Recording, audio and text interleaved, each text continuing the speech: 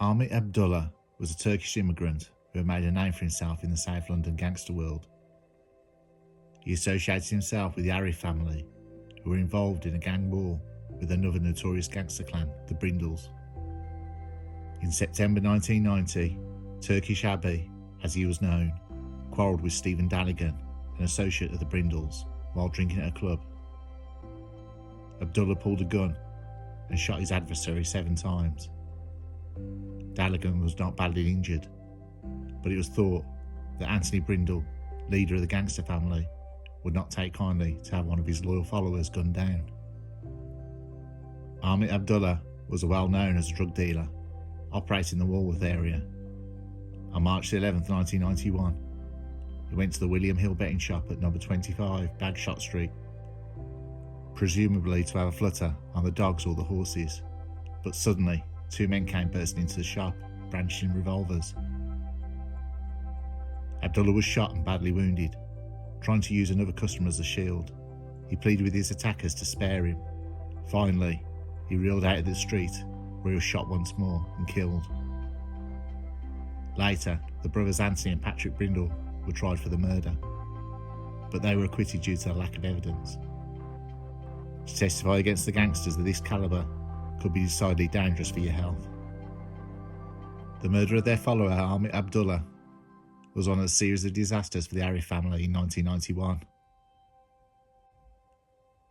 The convictions of Dalys and Mehmet Arif led to the Brindles gaining the upper hand in the gangster war, but another family, the Dalys, instead declared war on the Brindles.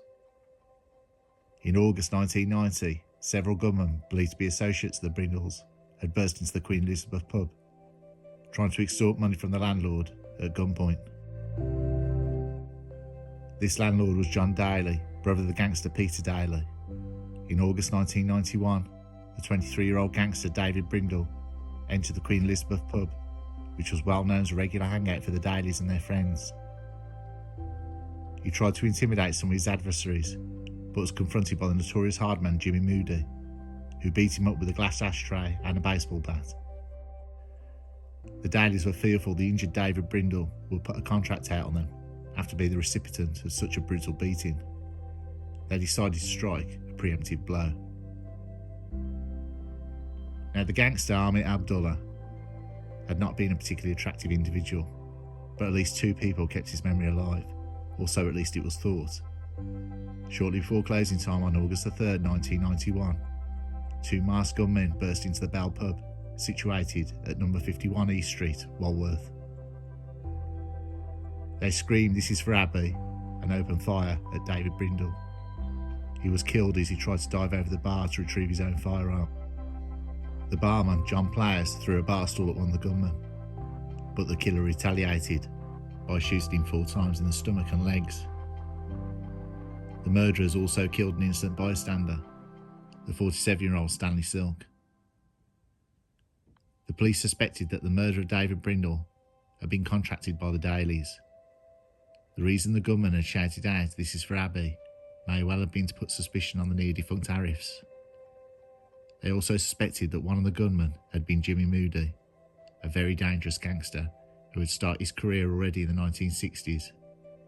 He was an enforcer for the Richardson family, although he did some freelance work for the Krays as well. In 1967, Moody had been imprisoned for manslaughter, serving 5 years behind bars. Later he became a member of the Chainsaw Gang, who robbed security vans, cutting away the side of the vehicles to gain access to the money and valuables. In 1979, Moody was again imprisoned to await trial for armed robbery. His cellmate was notorious IRA man Gerard Toot, who was well known for cunning and cleverness.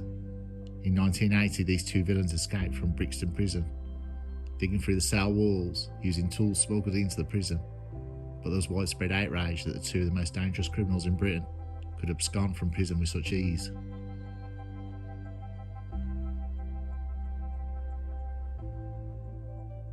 Jimmy Moody and Gerald Toot made it all the way to Ireland, where the IRA employed Moody as a hitman, making good use of his murderous skills. Moody did not care about the Irish politics and was never a proper IRA member, but he was very good at killing people. By the late 1980s, Moody became fearful that he was overstaying his welcome among the volatile, trigger-happy IRA men. He decided to return to his old stomping ground in London, but was dismayed to find that in his absence, drug dealing had become the main source of income for the gangster fraternity. As an old-fashioned hardman, he disapproved of the involvement of drug dealing business, but still the Dalys found him a very useful associate. In June 1993, he was drinking at his favourite pub, the Royal Hotel, in Hackney. A tall man with greying hair came up to him and shot him dead from a close range, before calmly exiting the premises to make his escape in a stolen white Ford Fiesta. The Brindles were of course the main suspects for the murder, since they were known for their long memories and good access to hitmen.